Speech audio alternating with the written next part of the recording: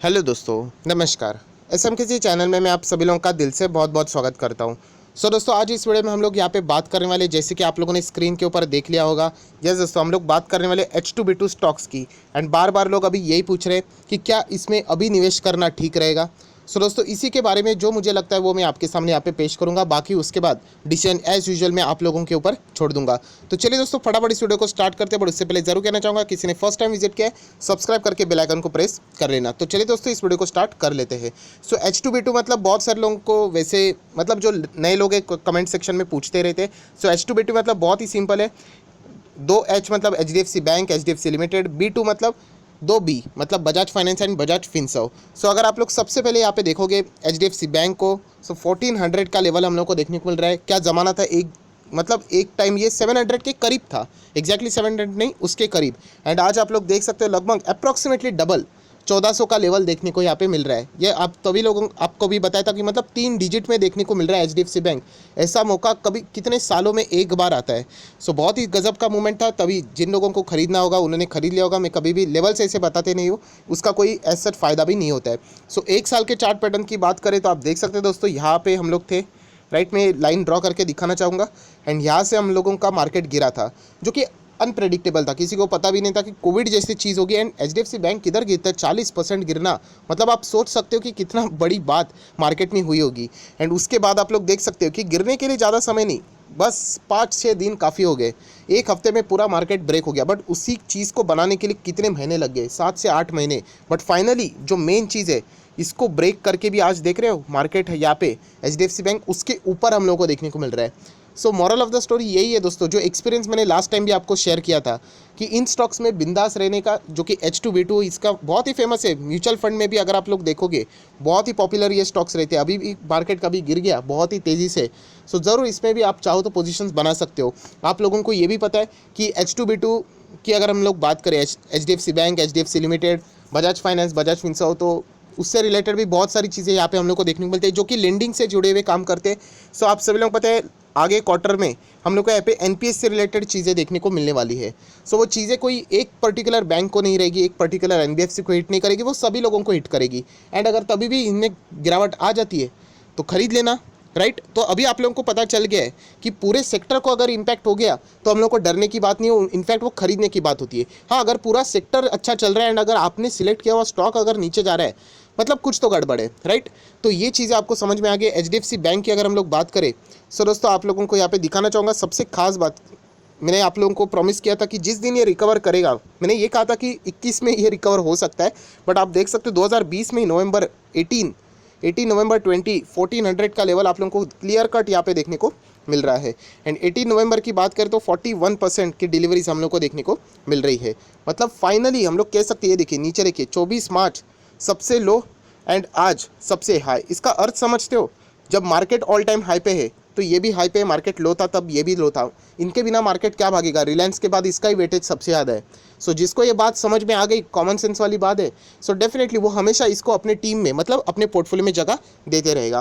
दोस्तों, HDFC bank के बाद HDFC लिमिटेड, इससे रिलेटेड तो मैंने इतनी बार वीडियो बनाया था कि बहुत सारे लोगों ने कमेंट सेक्शन में भी बोलना शुरू किया कि आपको इन कंपनी से पैसे मिलते हैं क्या। मतलब पैसे नहीं मिलते, इतना गजब का स्टॉक आपको नीचे मिल रहा है, ज़बरदस्त मौका है। बीच में मैंने वीडियो भी बनाया था कि 10 साल में ऐसा मौका एक बार आता है। आपको झूठ लगता है तो आप ज़रूर ऊपर आई बटन पे क्लिक करके देख सकते हो, वीडियो मिस मत करना। मैंने ये भी कहा था कि अगर ये और गिर गया तो इससे बड़ा मौका मतलब और भी मैं कह सकता हूँ।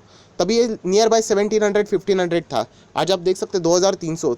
और तभी मैंने वर्ड यूज़ किया होगा डेफिनेटली कि ये 2500 के आसपास का वाला शेयर है, बट आपको 1700 पे मिल रहा है। जिन्होंने खरीदा होगा ऑब्वियसली डेफिनेटली उनको फ़ायदा हुआ होगा। हालांकि मैं ये क्लेम नहीं कर रहा हूँ कि आप लोग मुझे ब्लाइंडली फॉलो करो, उसका कोई फ़ायदा नहीं रहेगा, आप फ्यूचर में कभी तो लटक जाओगे।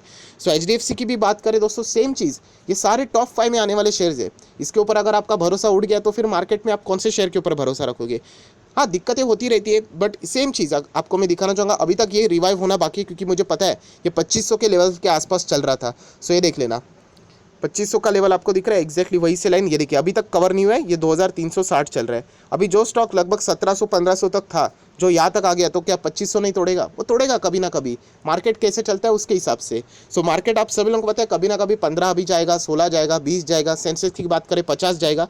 सो ऑब्वियसली इस स्टॉक के बिना तो पॉसिबल है नहीं। सो ये क्या 2500 क्या, ये 3000 भी तोड़ेगा। सिर्फ पेशेंस का खेल होता है अच्छे स्टॉक में रहने का, आराम से पैसा बनता है आराम से। बट ये टेक्निक कोई नहीं बताएगा रिटेल इन्वेस्टर को। अगर ये रिटेल इन्वेस्टर को पता चल गया तो पता चल गया ना, मतलब बाकी लोग कैसे आपसे पैसे कमाएंगे। सो 58% की डिलीवरीज बहुत ही आसानी से इस कंपनी की अगर मैं बात करूं। एंड अगर हम लोग बात करें तो ऑब्वियसली 52 एक हाई यह कंपनी ने अभी तक अचीव नहीं किया, बट कर देगा। उसके बाद दोस्तों सबसे फेवरेट स्टॉक्स आपके, और ऑब्वियसली होने भी चाहिए, जो मैं बार बार बोल के यहाँ पे आप लोगों को बता रहा हूँ, बजाज फाइनेंस एंड फिनसर्व। बीच में आप सभी लोगों को पता है बजाज फाइनेंस के ऊपर फ्रॉड के एलिगेशंस लगे थे, तभी मैंने वीडियो बनाया था। बहुत किसी ने वीडियो भी नहीं बनाया था, सभी लोगों को डर लग रहा था क्या अभी ये क्रैश होगा। सो तभी मैंने आपको एक कॉन्सेप्ट सिखाया, मटेरियलिटी।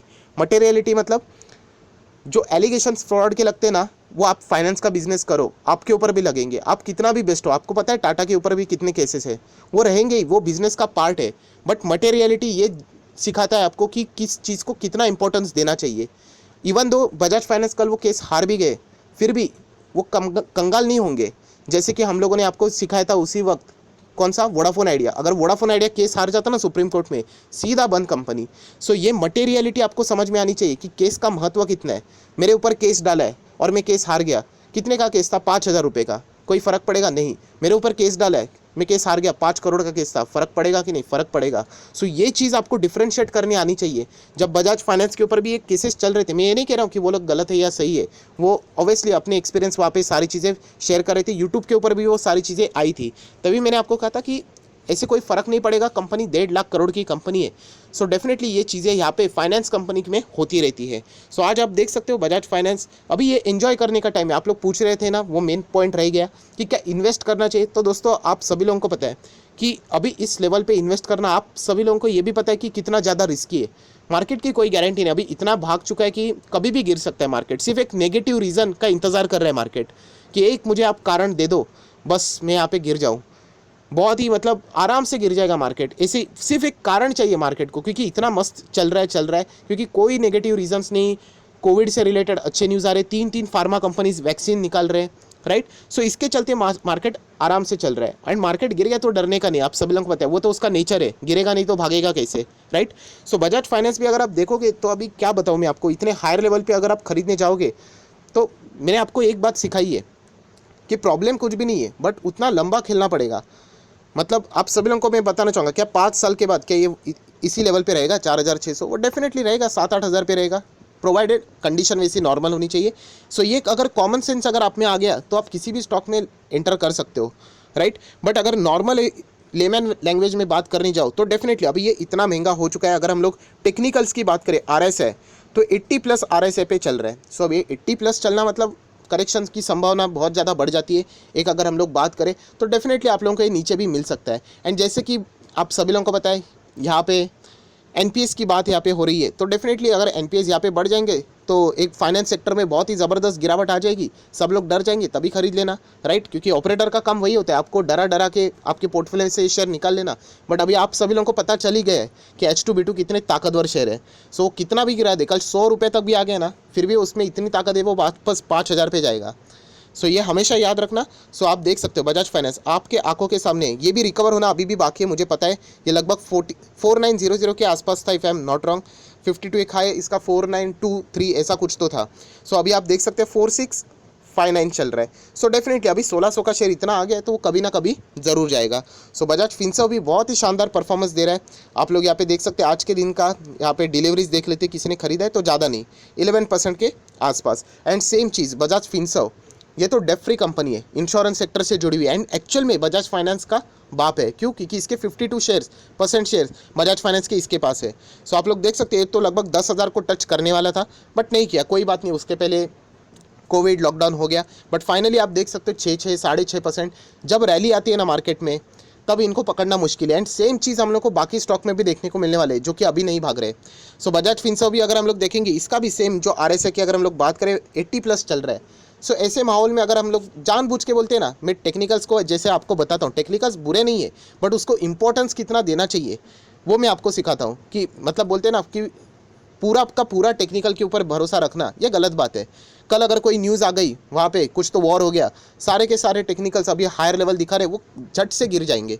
सो ये चीज़ हमेशा मैं आप लोगों को बताता हूँ। सो फिलहाल अगर हम लोग बात करें बजाज फिनसर्व भी, अभी डायरेक्टली इस लेवल पे ब्लाइंडली खरीदना बहुत ज़्यादा रिस्क है, क्योंकि ये एक ज़माना था 4,000 रुपये पे हम लोग को मिल रहा था। एंड ऐसी बात नहीं कि हम लोगों ने डायरेक्टली 4 पे खरीदा, मैंने 5 पे भी खरीदा, उसके बाद वापस गिरा, 4.5 पे खरीदा, उसके बाद वापस गिरा। तो ऐसे गिरावट में हम लोग को खरीदना होता है, क्योंकि ये किसी को भी नहीं पता है कि समुद्र कितना गहरा है, किसी को भी नहीं, मतलब कहाँ तक मार्केट गिरेगा किसी को भी नहीं पता है। एंड अभी भी किसी को भी नहीं पता है मार्केट की रैली कहाँ तक रुकने वाली है। मार्केट एक रीज़न ढूंढ रहा है कि मुझे एक रीज़न दे दो गिरने के लिए, बस काफ़ी है, मस्त से यहाँ पे गिरावट दिखा दूंगा। सो यही कहना चाहूँगा कि जल्दबाजी अभी महंगी पड़ सकती है। जो लोगों ने एफर्ट्स दिलाया है, बोलते हैं ना रिस्क ली है, क्योंकि वो डर का माहौल था तभी खरीदना मतलब एक जिगर की बात होती है। सो फाइनली उनको यहाँ पे मार्केट रिवॉर्ड दे रहा है, सो डेफिनेटली वो यहाँ पे एंजॉय कर सकते हैं।